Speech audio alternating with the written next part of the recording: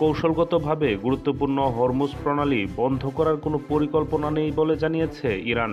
তবে চলমান যুদ্ধ পরিস্থিতির কারণে এ পথ দিয়ে জাহাজ চলাচলে ইতিমধ্যে কমে গেছে।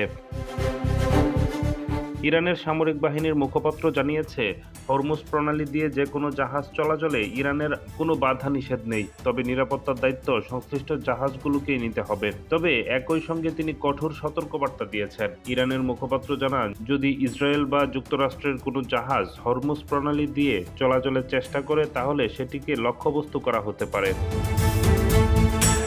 বিশ্ব বাণিজ্যের জন্য গুরুত্বপূর্ণ এই জলপথ দিয়ে প্রতিদিন বিপুল পরিমাণ তেল ও গ্যাস পরিবহন করা হয়। ফলে এখানে উত্তেজনা বাড়লে বৈশ্বিক জ্বালানি বাজারেও বড় ধরনের প্রভাব পড়তে পারে বলে মনে করেন বিশ্লেষকরা।